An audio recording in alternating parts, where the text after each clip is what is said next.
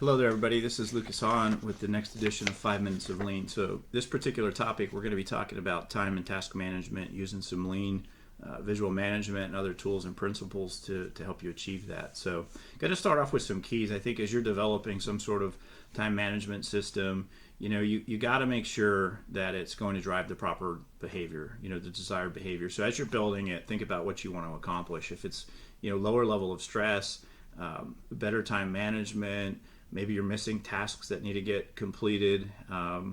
Those are the kind of things you need to think about. Make sure that you're building a system that works for you to drive the behaviors to correct those issues or improve those behaviors to correct those issues. Another tip, it's got to be easy to maintain. So, there's two ends of the spectrum. You could build a Volkswagen when you need a Rolls Royce, or build a Rolls Royce when you need a Volkswagen. I encourage folks to start with the Volkswagen here. If you make the system too cumbersome, too complicated, too complex, it's very easy to get disgruntled and scrap the whole thing. But if you make it too simple, it's very easy to add pieces to accomplish what you need. So if you do something simple, just improve one thing, you can always bolt other pieces on and change it as needed.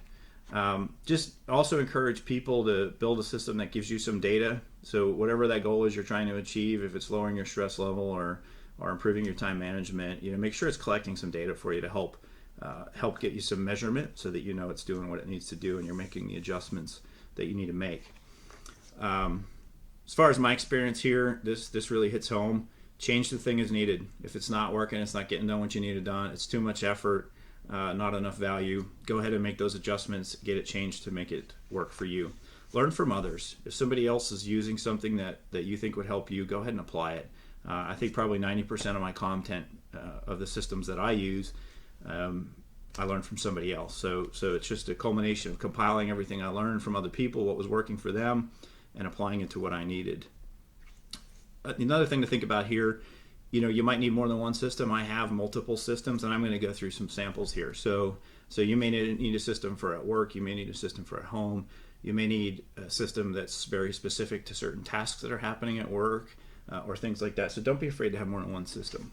So I'm going to start with an example of kind of my overall system, and it's manual. I used to do this on the computer, but I found it easier to maintain for me this way. So each day has a sheet of paper that's printed out here. It's stapled onto the 11 by 17. This is done every Monday morning or Sunday night, depending on what kind of mood I'm in. So done this for a lot of years. It's been evolving. This version's a couple months old. Seems to be working really well for me, but it's a red, green, yellow system. So red is something you have to do. Yellow is something you should be doing. Green is something that it'd be nice to do. I have this index sheet, what I call the overall index sheet, broken out by this week, this month, this year, and you can see as I complete things, I mark them off. Quick note, I had a little extra white space on these things, so I plugged in some visual management on behaviors I wanted to change. Not time management, but use of the white space. And then per day, it's broken down the same thing: must do, should do, nice to do. Key here is I put the time behind it. So if I know it's going to take an hour, I put an hour. If I put a half hour. So you're collecting that data I talked about earlier, which is really impactful.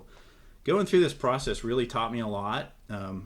Most importantly, what a red is. So in the beginning, I was missing a lot of reds, and if you're missing them, they're not have to do's. And so I was able to kind of baseline by collecting the data.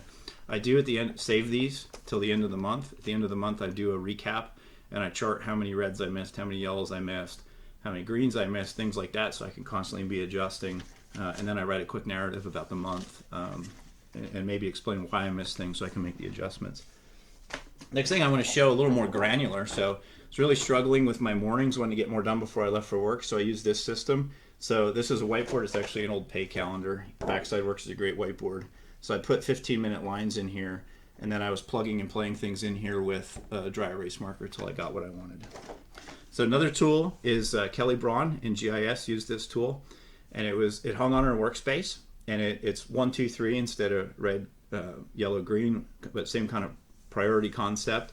So it's priorities on the left, and then it's she supported multiple groups, so it's the groups going to the right in the columns.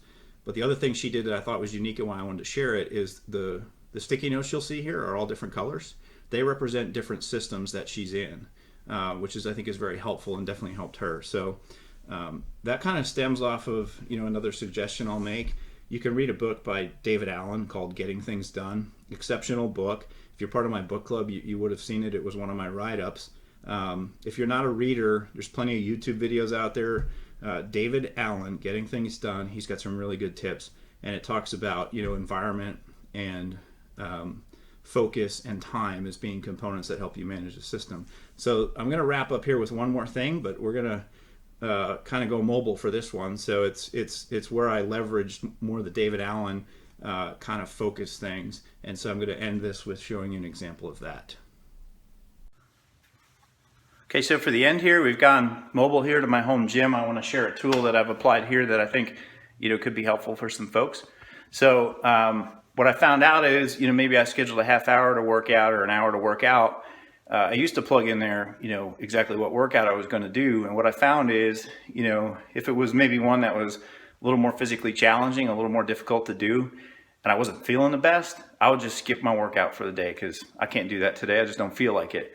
And that's not the behavior I want. So I created this kind of tool to help, improve the behavior and get it more towards what I want, which is trying to stay a little bit more fit. So this kind of comes off of the David Allen thing I talked about earlier, where it talks about focus levels. So this tool hangs here, and it's broken down by time and focus. So 15-minute workouts are here, 30-minute, 45 an hour, etc. And there's a 5 scale here. So something that's tagged a 5 is something that's very physically challenging. You've got to be focused and energetic to get that done.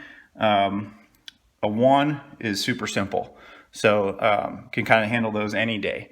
So if I have scheduled 30-minute workout and I feel great, it's very easy for me to come in here, pick a 5 on the 30 and go get it done.